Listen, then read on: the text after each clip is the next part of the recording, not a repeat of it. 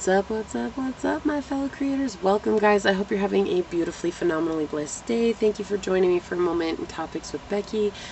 Please like this video, share this video, subscribe to my channel down below, and set that notification bell so you always know when the next video does go live. I just want to thank you guys for your time and being here and listening to what it is that I have to say. And I really pray that this finds you in a way that helps you heal, to learn, to grow.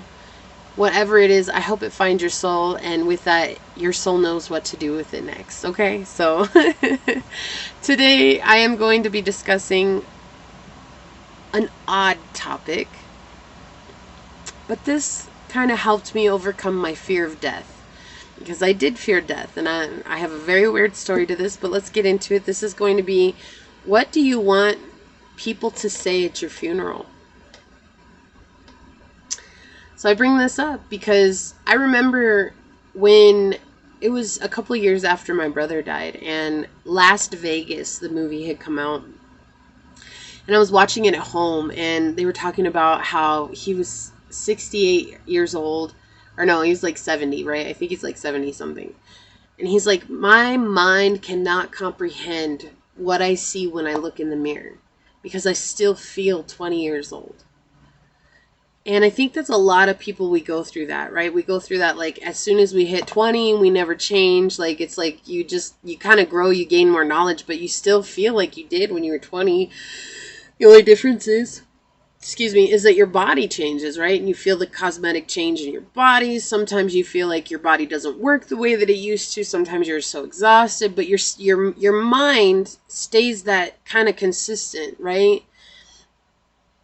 And, I remember when he said that, I started to think about dying, and I kind of went down this whirlwind of emotion. I freaked out. I panicked. I think I started to hyperventilate. I turned blue. I remember that because my ex, he told me, he's like, why are your lips blue? And I think I forgot to breathe. I was literally having an anxiety and a panic attack. I was just like so freaked out watching this movie. And I love that movie. Like, I really do. I could say it's probably one of my favorite movies because I just remember what it taught me.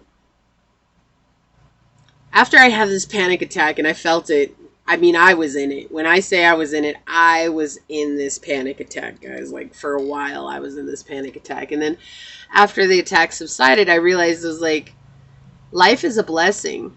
And for those of you that have followed me on Facebook, you guys know that my biggest thing was always saying, you know, welcome, because we have another day to be blessed, another day to celebrate, another day that too many people have been denied. And that is actually where that came from. It's because of that moment that I had that huge panic attack, okay?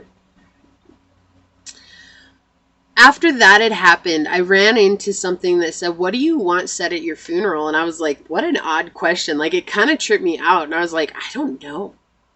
I was like, I mean, I hope people, you know, want to say nice things about me.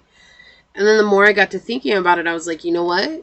No, I think this is a valid thing. And so I started writing down what I want to be said at my funeral. And I actually have a journal entry from like 3 or 4 years ago where I wrote down what I would like said at my funeral. And actually, I think I rewrote it again back in 2019. And it was this entry that I wrote that made me realize how important it is to enjoy life. You know, I want people to say certain things about me at my funeral, but to have them say that about me at the funeral means that I have to live that life, right?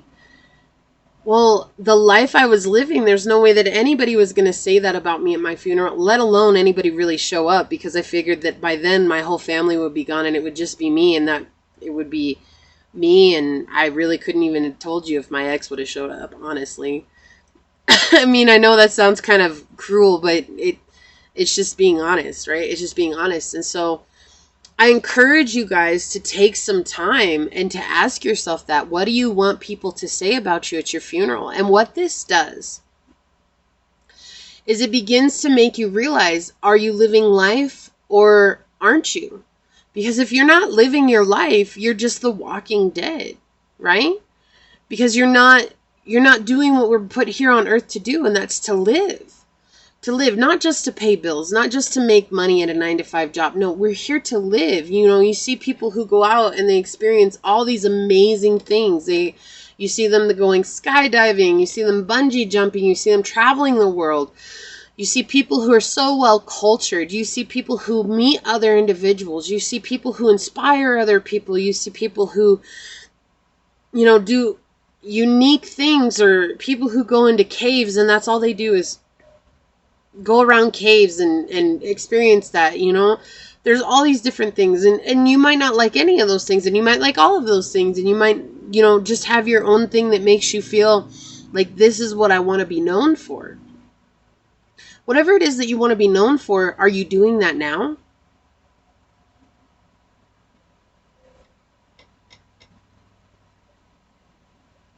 I wasn't.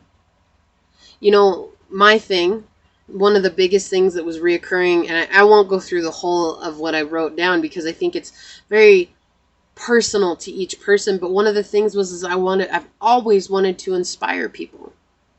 I've always wanted to help inspire people to become better, to embrace their best selves, to live the life that they've wanted to. And it was like this was a recurring theme throughout each time that I wrote this. And I sat there and I thought about it, and I'm like, what am I doing that inspires people? The first time I wrote it, nothing. And I didn't know what to do. I didn't know where to go. I didn't even know where to start. And so I was like, well, if I want to inspire people, maybe I should watch inspirational videos.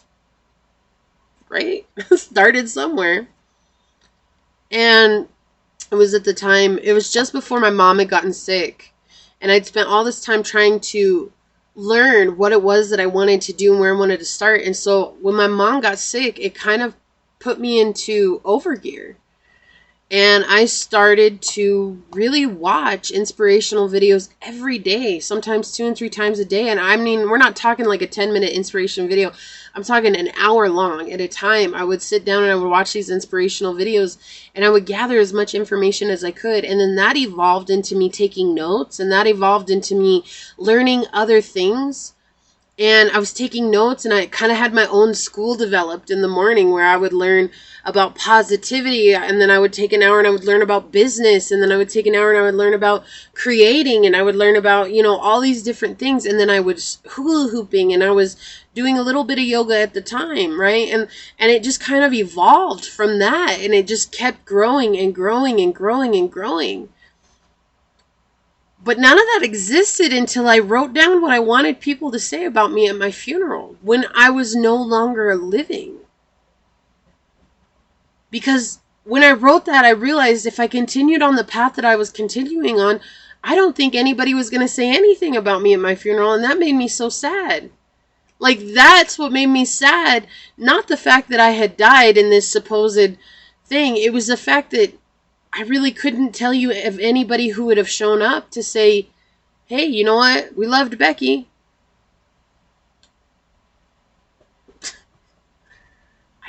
I had changed my whole life based on this one thing. I did. And so I ask people this question from time to time, you know, what do you want people to say about you at your funeral? And I always get the same answer. I don't know. That's kind of a weird question, Becky. I'm like, yeah, it's a really weird question. But sometimes it's the weirdest, most oddball questions that will create a situation where we're thinking so deeply about what it is that we want. And then we actually learn something about ourselves, and that's what we want from life.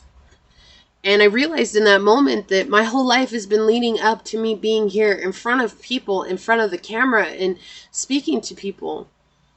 But I didn't know that before. I didn't know that until I took time to write out this entry.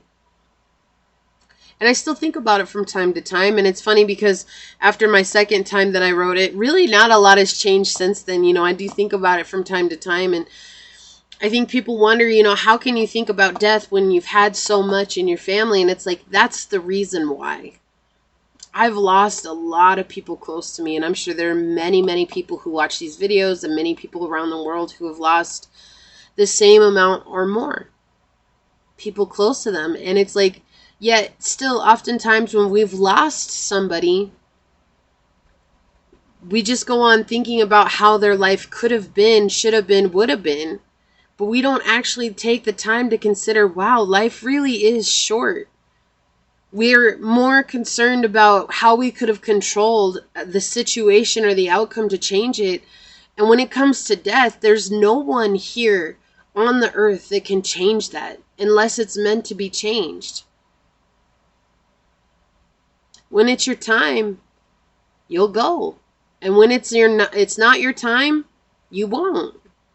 Like, it's weird how that works, but that's how it works. I mean, and there are situations that do come outside of that. Yes, I'm sure. But I'm just saying, it's like, instead of spending so much time saying it was too soon, it was too soon, it was too soon, it was too soon, allow that to be a reason to think, am I living my life the way I want to? And that's not selfish to not think about, oh, this person died. No, it's saying, you know what?